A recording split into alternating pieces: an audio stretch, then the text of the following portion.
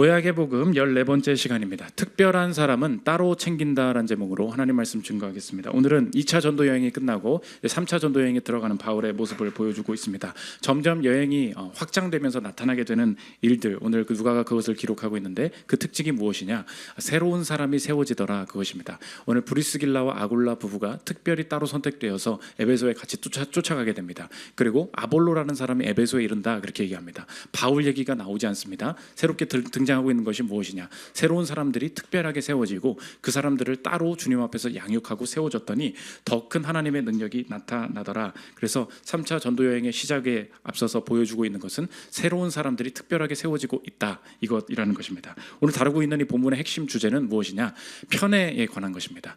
이 시대의 문화의 키워드를 말하자면 공정입니다. fairness, 공정한 사회, 누구를 차별하지 않고 공정하게 대한다 이야기하고 있는데 이론적인 이야기일 뿐이라는 거예요. 이 세상을 살아가는, 또 이 세상이 굴러가고 돌아가는 본질적인 방법은 무엇이냐? 편애.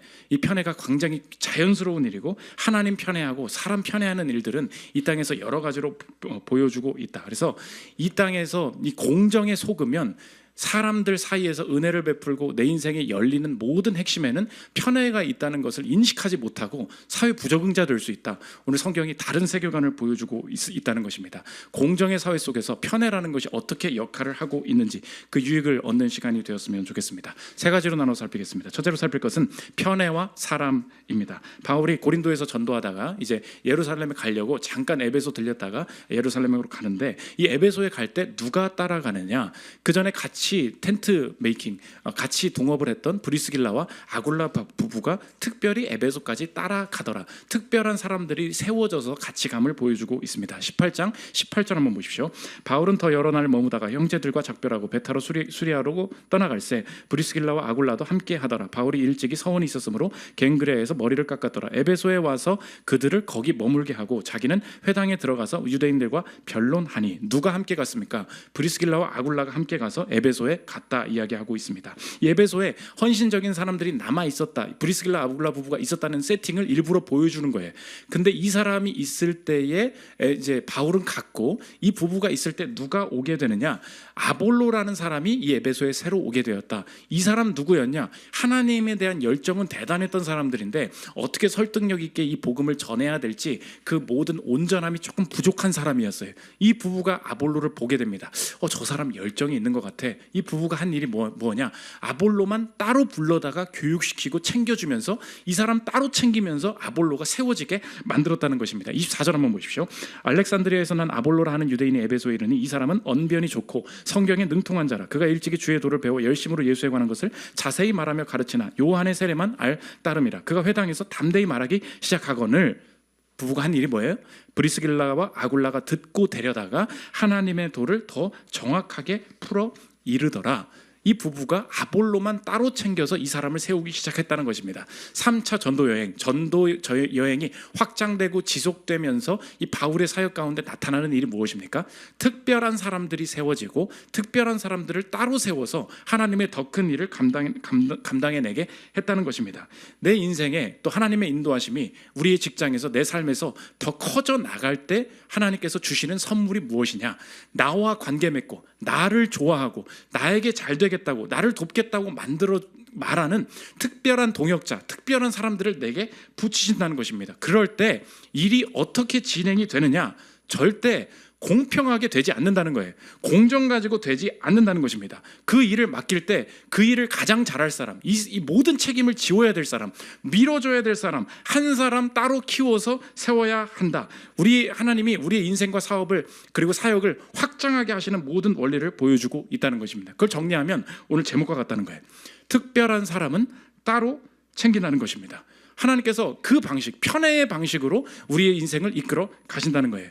이 시대 문화의 목소리가 우리를 착각하게 만드는 것, 삶을 살아가는 원리 자체를 착각하게 만드는 것이 무엇이냐? 이 시대 키워드가 fairness, 공정한 것이 있다고 믿게 만들죠. 공정함을 추구해야만 공정한 사회가 되어야 우리의 인생에 내 목 그리고 나의 대우를 완전히 받을 수 있다. 당연합니다.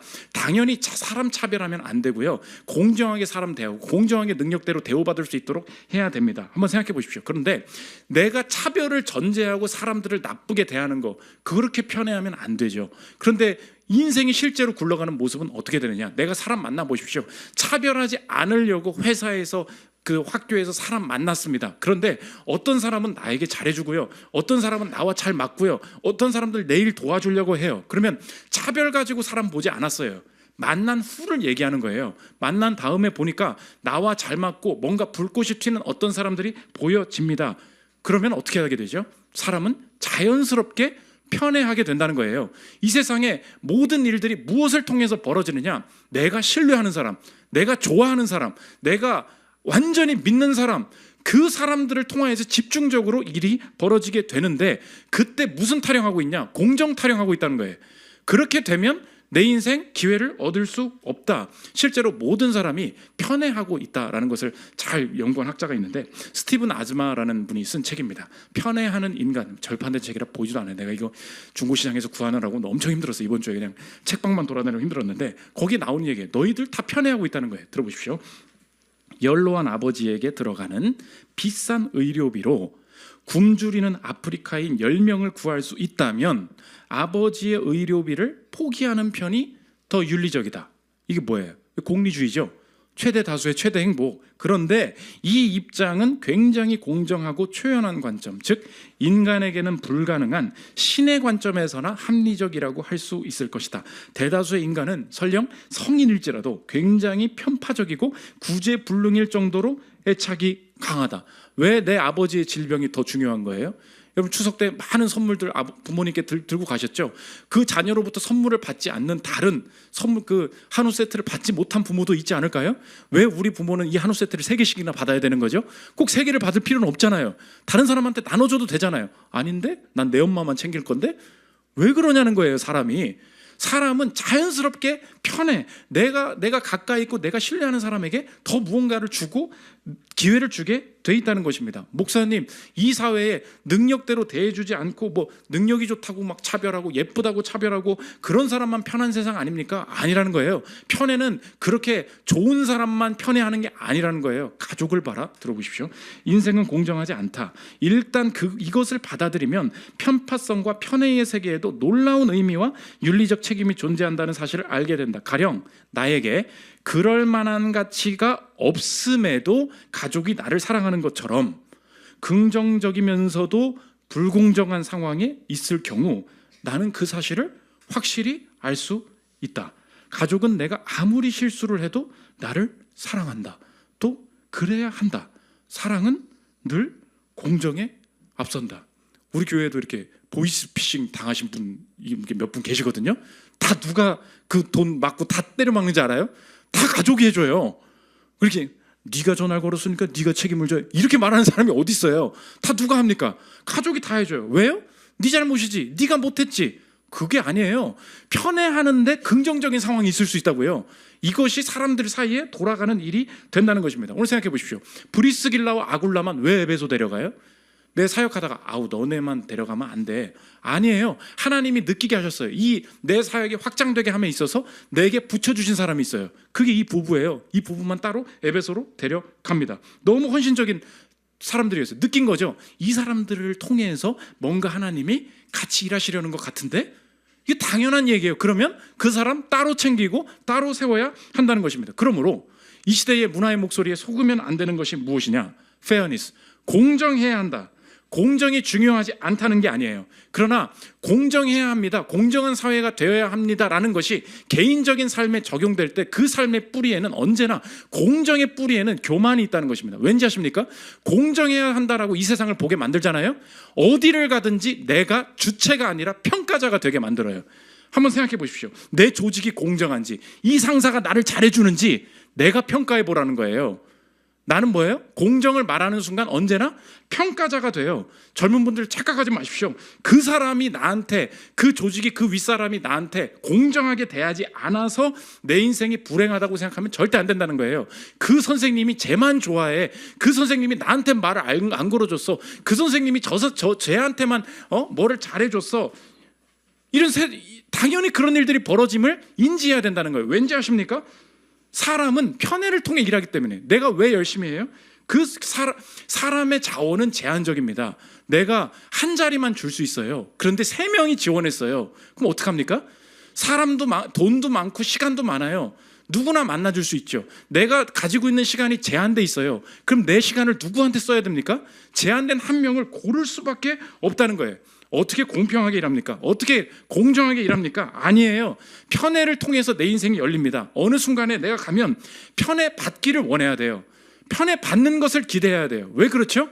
모든 똑같은 세팅 속에서 어떤 사람, 내 위에 있는 사람, 나와 함께 일하는 사람이 누군가를 더 좋아하고 같이 더 편애할 수밖에 없다는 것입니다. 교회에 왔어요.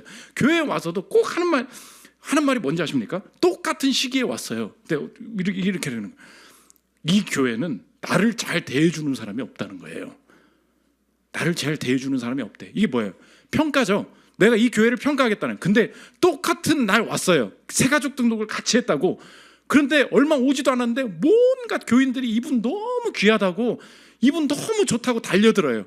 벌써 친한 사람이 10명이 넘었어. 왜 그런 겁니까? 우리 한 사람 교회가 너무 편파적이어서 그런 겁니까? 그렇지 않다는 거예요. 공정의 뿌리에는 뭐가 있다고요? 공정하지 말자는 얘기가 아닙니다. 공정을 가지고만 세상을 바라보면 내가 어디 가나 내가 평가하는 존재로 간다고. 아니에요. 나는 플레이어예요. 나는 주체예요. 그럼 내가 해야 될 일은 뭐예요?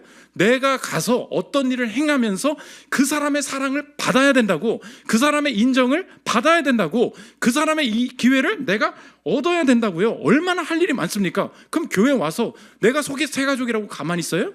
내가 옆 사람한테도 인사해야죠. 이 사람이 누군지 편한 일도 해보고. 그렇잖아요. 그렇게 이 아볼로를 세웠더니 아볼로라는 사람이 오히려 편애했는데 훨씬 더 넓은 일을 하더라는 거예요. 27절 한번 보십시오.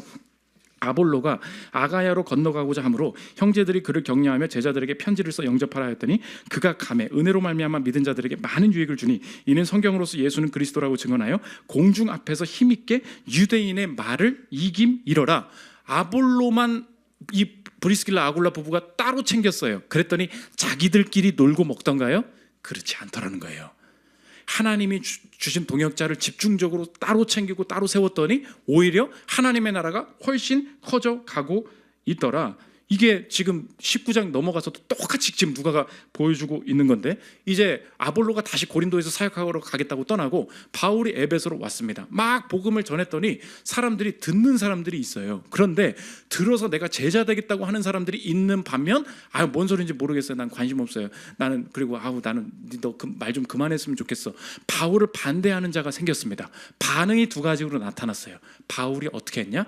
듣는 사람들 따로 세워라. 19장 19절 보십시오. 어떤 사람들은 마음이 굳어 순종하지 않고 무리 앞에서 이 도를 비방하거늘. 비방하는 사람들이 있었다는 거예요. 그럼 어떻게 해요? 바울이 그들을 떠나 제자들을 따로 세우고 두란노 서원에서 날마다 강론하니라. 바울이 나는 너희들을 모두를 사랑해. 모두를 사랑하죠. 그런데 하나님께서 오늘 내게 자원을 투입하게 하신, 내게 기회 주신 사람이 따로 보인 거예요. 그럼 어떻게 해요? 하나님이 지금 나와 일하기를 원하시는 사람은 이 사람이야. 그 사람들 데리고 집중적으로 일했다는 것입니다. 오늘 저와 여러분에게 적용하면 무엇입니까? 하나님은 모두를 사랑하시지만 특별한 순간 편애를 통하여서 사람과 사이에서 일하기 시작한다는 것입니다. 그러므로 나는 어느 조직을 가든 어떤 학교를 가든 누구를 만나든 편애 받기를 원해야 되고 편애 받는 것을 추구하고 기대해야 한다는 것입니다. 하나님이 누구를 사용하십니까? 모두를 사랑하시고 모두를 사용하시죠. 그러나 이 시대에 이런 상황에 하나님과 함께 일하기를 원하고 하나님의 일에 참여하기를 원하고 쓰임받고 싶은 마음을 가지는 것, 이것은 겸손한 태도로 당연한 말이라는 것입니다. 하나님을 대할 때도 공정이 들어와요. 공정의 뿌리가 뭐라 그랬어요? 교만이라 그랬죠. 내가 하나님을 판단하겠다는 거예요. 왜 죄를 써? 왜 저 사람한테 더 주셔? 평가를 누가 해요? 내가 하는 거예요. 공정한, 내가 무언가를 베풀고 해야 될 때 최대한 공정이라는 가치를 가지고 있어야죠. 그런데 이 세상이 어떻게 돌아간다고요? 다 편해요.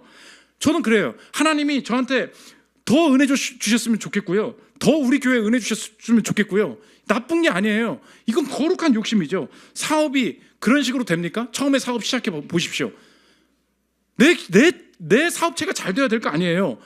우리 한사람 교회 성도들이 제일 잘 됐으면 좋겠어요. 저도 그래서 외부에 이렇게 여름이나 겨울에 뭐 수련회도 가고 강의도 가고 이렇게 하거든요. 그러면 저는 절대로 우리 교회에서 안 했던 거를 밖에서 얘기하지 않아요. 왜 내가 너희들을 위해서 피곤해야 되니? 했던 거 그냥 대충 이렇게 해가지고 적용해야지.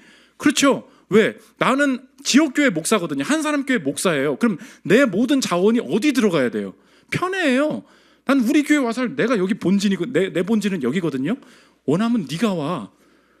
이게 나쁜 겁니까?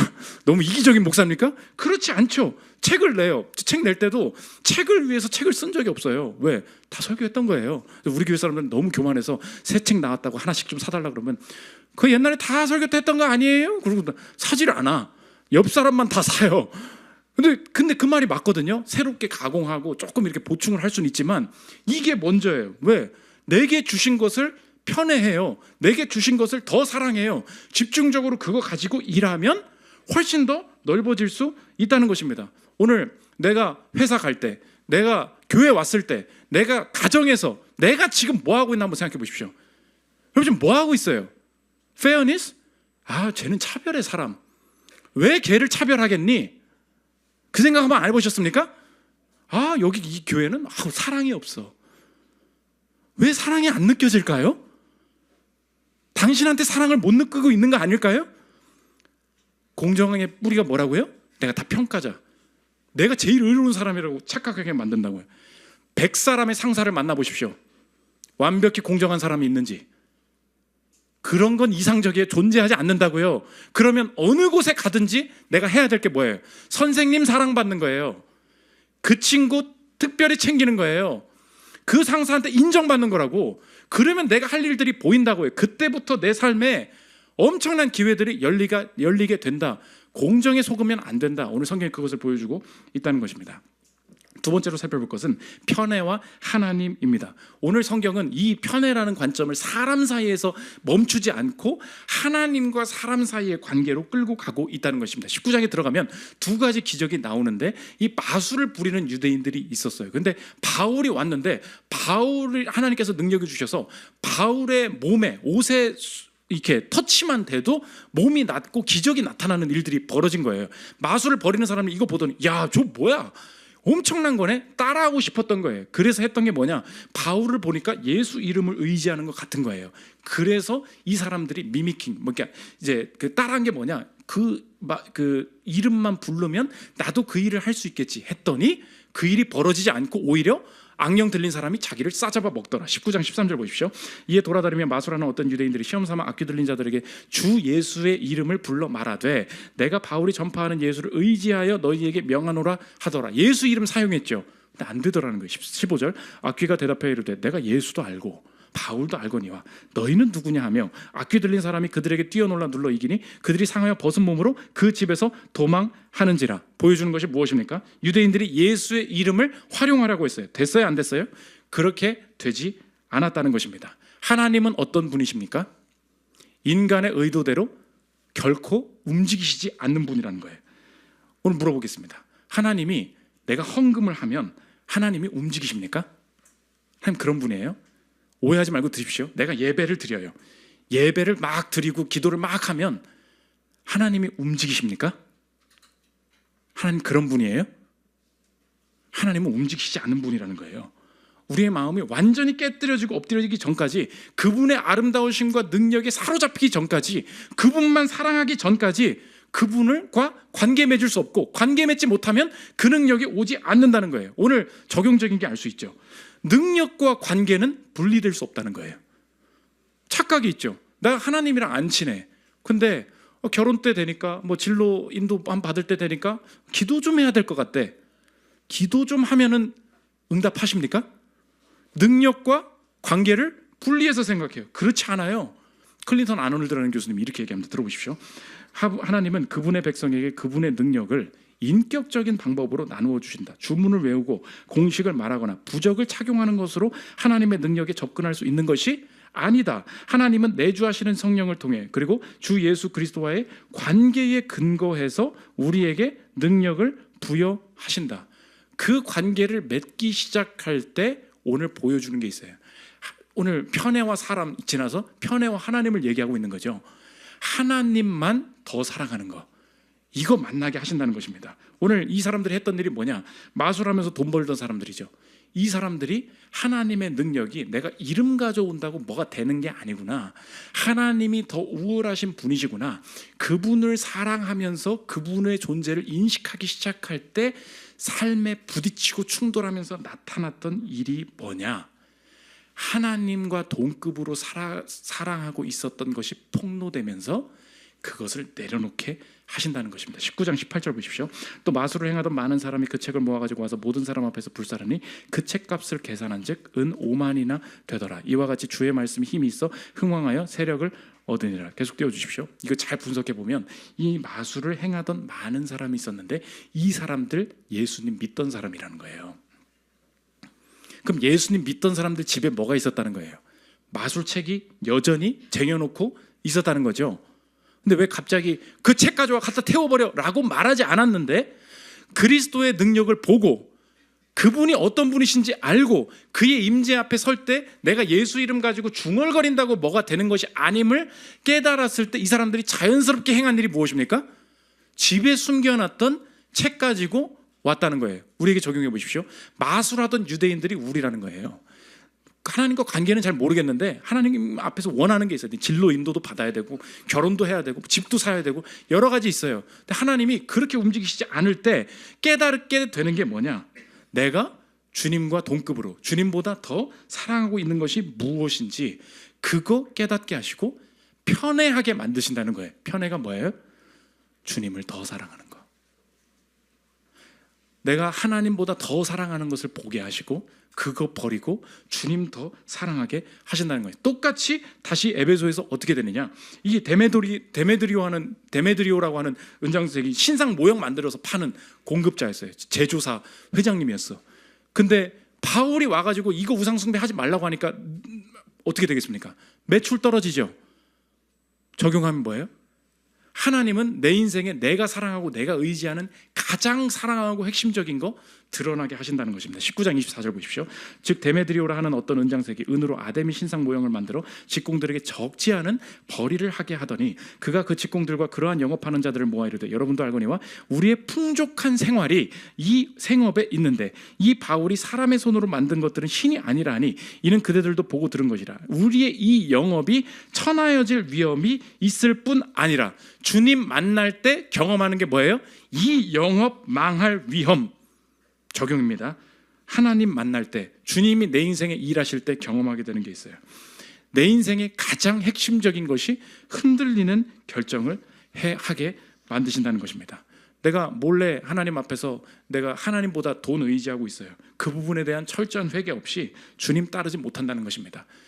다른 사람에겐 그렇지 않을 수 있어요. 그런데 나에게는 그게 핵심일 수 있습니다. 내가 다른 건 모르겠는데 결혼에 대해서는 내 마음대로 하겠다. 마음대로 해보십시오. 주님도 마음대로 하실 것입니다. 주님이 결코 여러분을 편애하지 않으실 거예요. 구원하시지 않겠다는 이야기가 아니에요. 주님의 능력을 경험하기를 원합니까? 그냥 예수 이름 가져다가 결혼한다고 되는 거 아니라는 거예요. 내 자녀만큼은 내 마음대로 해보겠다. 자녀 내려놔야 됩니다. 자녀에게 원하는 학벌, 그 노력, 하나님이 그거 내려놓게 하세요. 왠지 아십니까? 내가 하나님 의지에서 자녀 사랑하고 있기 때문에 그래요. 하나님 그거 놓게 하신다는 거예요. 난 가난하니까 지금은 돈 벌겠다. 아닙니다. 내려놔야 됩니다. 난 그래도 돈 많은 남자랑 결혼해야 되겠다. 그렇게 되지 않을 거예요. 하나님이 내려놓게 만드신다는 것입니다. 하나님이 지금 편애의 관계를 어디로 끌고 가고 계십니까? 사람 사이의 관계가 아니에요. 사람과 하나님과의 관계 속에서 폭로되게 하세요. 뭐요? 내가 하나님보다 더 붙들고 있는 거 예수 이름 가져와 봐라 되나? 주님을 내가 만홀히 여길 대상이 아니군요. 그분의 임재를 인식할 때 내 집에 있던 그 책이 생각나요. 오늘 여러분이 생각나는 그거예요. 내가 의지하고 있는 이거, 나의 편안함, 나의 스케줄, 나의 안정감, 나의 자녀, 나의 커리어, 이걸 위해서 하나님 도와주십시오. 그거 내려놔. 그분 사랑하지 못하면 그분의 능력도 경험할 수 없다. 이 편애함이 주님의 능력을 경험하는 조건임을 보여주고 계시다는 것입니다. 마지막 세 번째, 편애와 구원입니다. 분명히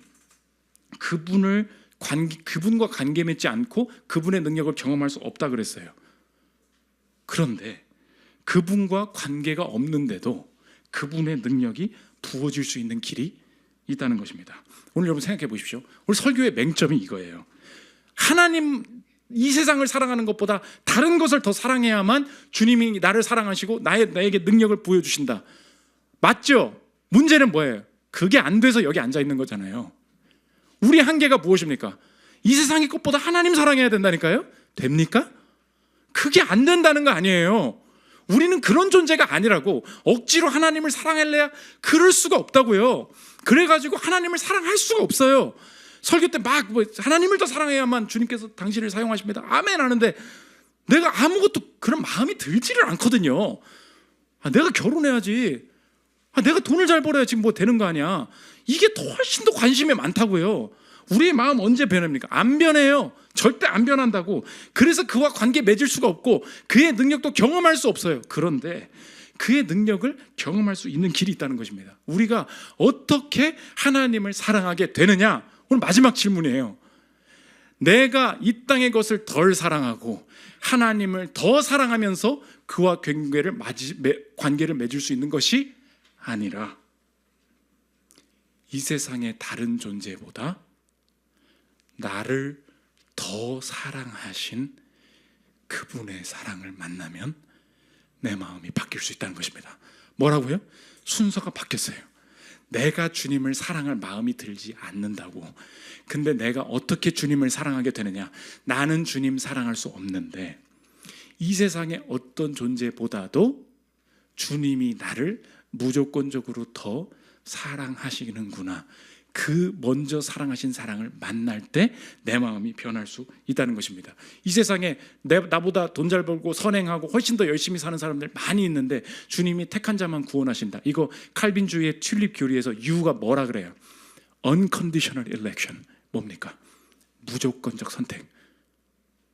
예수 그리스도는 누구를 위해서 돌아가셨습니까? 온 인류를 위해서. 아니에요. 무슨 온 인류야? 사도행전 13장 48절 보십시오.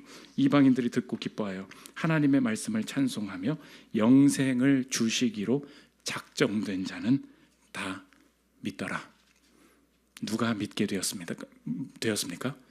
영생을 주시기로 작정된 자가 정해져 있다는 거예요. 뭐예요? Unconditional election. 무조건적 선택이라는 거예요. 이게 어떻게 가능합니까? 이 사람들 누구예요? 영생을 주시기로 작정된 자가 누구예요? 실력 가지고, 외모 가지고, 나의 의로움 가지고? 그렇지 않아요. 하나님의 선택에는 인간 안에 근거가 없다는 거예요. 인간적인 요소가 전혀 없고 인간적인 것 속으로 판단하지 않는 편애가 하나님과 사람과의 관계 속에 흐르고 있다는 것입니다. 하나님이 우리를 왜 사랑하세요? 왜 저렇게 더 열심히 살고 더 죄 안 짓고 더 선한 일을 많이 하는 사람보다 왜 나를 더 사랑하세요? 몰라요. 그게 선택이에요. 우리 이렇게 물어보죠. 아니 목사님, 그러니까 선택이라는 교리가 그렇게 불공정한 거를 생각해 보십시오. 저 착한 사람은 왜 천국 안 보내고 왜 저 이상한 사람들은 천국 간다고 예수 믿고 천국 간다고 난리예요. 여기 지금 공정이 있다는 게 느껴지십니까? 공정은 교만의 뿌리를 두고 있다고. 네가 누군데? 넌 누구니? 그걸 물어보고 있는 거예요. 난 누구예요? 저렇게 착하지 않은 사람이에요. 하나님이 택한 사람은 누구예요? 나예요. 이게 하나님의 편애예요. 이게 하나님의 편애라고. 그 사랑할 때 내가 주님 그때부터 사랑할 수 있다는 것입니다. 내가 하나님을 어떻게 사랑해요? 내가 이 땅의 다른 것보다 하나님을 사랑함으로 사랑할 수 없다는 거예요. 내가 언제 하나님을 사랑할 수 있습니까? 다른 존재보다 나를 이유 없이 더 사랑하신 그 사랑을 만나게 될 때 사랑할 수 있다는 것입니다. 그러므로 여러분 우리 이렇게 묻죠. 목사님, 되게 억울합니다. 저런 사람들은요 이 땅에서 하나님 안 믿고도요 저렇게 잘 나가고요, 저렇게 결혼 잘하고요, 저렇게 돈 잘 벌고 저렇게 건강하게 사는데 나는 이게 뭡니까? 하나님, 이게 차별 아닙니까? 왜 저 사람들만 저렇게 잘 되게 하십니까? 착각이에요. 하나님이 다 주셔도, 이 땅의 모든 것을 주셔도 그 사람들에게 주시지 않는 게 있어요. 그게 무엇입니까? 자기 자신을 내어주지 않으시죠. 이게 심판이에요. 이게 편애예요. 뭐라고요? 그렇게 잘 나가고 그렇게 돈 잘 벌고 그렇게 장수하고 그렇게 건강한 사람들 많이 있죠. 끝까지 하나님께서 드러내시지 않는 게 있어요. 영원히 막으시는 게 있어요. 그게 뭡니까? 하나님 자신을 보여주시는 거. 이게 편애예요. 우리의 인생이 편애적인 사랑을 받고 있으면 어떻게 확인합니까? 예배 가운데 나왔어요. 남들은 몰라요. 그런데 하나님을 사모하게 되고 그분의 일하심이 보여요. 그분이 날 알고 계심이 느껴지기 시작합니다. 내 인생이 우연이 아니었음을, 이 모든 진행이 우연히 이루어지는 것이 아님을, 살아계신 어떤 존재가 내 인생과 이 가정을 강력히 붙들고 계심을 어느 순간 느껴지기 시작합니다. 왜 그게 느껴지죠? 이유가 없다는 거예요. Unconditional election, 무조건적 선택이라는 거예요. 인생은 편애라는 것입니다. 그래서 마지막으로 리차드 마우라는 교수님이 미국에서 엄청나게 예배드리고 공동체 생활 잘하는 어떤 자매와 북한에 사는 자매를 비교했어요. 들어보십시오. 내 친구가 그녀의 삶 속에 임한 하나님의 은혜를 검증할 때 그녀는 자기의 삶을 이끄신 주님의 특별한 축복을 일말의 불안감도 없이 받아들일 것이다. 만약 그녀가 북한이라는 나라에 있었다면 가질 수조차 없었을 그런 축복을 말이다. 보십시오. 칼빈주의가 하나님의 선택이라는 것을 창안해낸 것인가? 아니면 실제로 우리의 삶에서 경험하는 것들을 있는 그대로 인식한 것뿐인가? 하지만 우리가 지닌 선택의 지위는 희낙낙거리기 위한 의도에서 부여된 것이 아니다. 선택은 책임을 요구한다. 살아봐라. 너 왜 너의 부모님이 너의 인생만 잘 되게 해주고 너의 인생한테 학비 다 대주니? 그게 인생이라는 거예요. 그게 편애라고. 하나님도 너 그 인정하잖아. 마찬가지예요. 하나님 왜 나 사랑하세요? 몰라요. 저 사람보다 내가 잘난 게 있어요? 없어요. 근데 하나님이 자신을 나한테는 드러내세요. 이게 하나님 사랑이에요. 그걸 알 때 다른 어떤 존재보다 이유 없이 날 더 사랑하셔서 자기 자신을 내어주신 분 앞에서 나도 남은 인생 그렇게 살기를 원합니다. 이 세상의 그 무엇보다 내 인생을 귀하다고 여겨주셨으며 영생을 상속받을 존재라고 내게 말씀해 주신 분이니 그 사랑 앞에서 나도 이 세상의 다른 그 어떤 것보다 주님을 더 사랑하면서 살기를 원합니다. 그래서 이 사랑 가지고 세상에 들어가는 그리스도인들 속에서는 긍정적인 편애의 비전이 엄청나게 나올 수밖에 없는 거예요. 신자가 들어가는 곳곳마다 내가 있는 곳이 무조건 잘 되게 만들 거야. 우리 자녀 끝까지 사랑하게 해줄 거야. 이 회사 끝까지 내가 사랑할 거야. 내가 이 상사 끝까지 존귀히 여길 거야.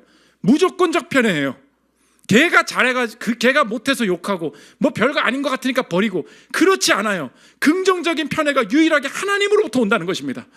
이유 없이 날 사랑하셨으니 그 사랑 가지고 나도 이 세상을 그렇게 편애적으로 섬기길 원한다.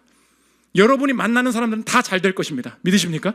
그 소망 가져야 돼요. 내가 들어가는 직장마다 하나님께서 은혜 주실 거예요. 믿으십니까? 왜 그렇죠? 이유가 내게 있지 않아요. 주님이 무조건적으로 내 인생 사랑해 주시겠다고 말씀하셔서 그래요. 오늘 내가 왜 그 사랑을 잊고 있습니까? 왜 이 사랑이 별거 아닙니까? 주님이 나를 편애하셨음을 한 번만 더 기억해 보십시오.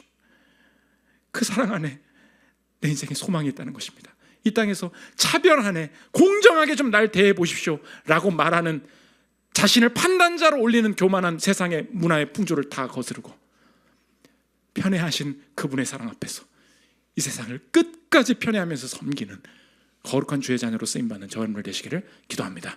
찬양하고 기도하도록 하겠습니다.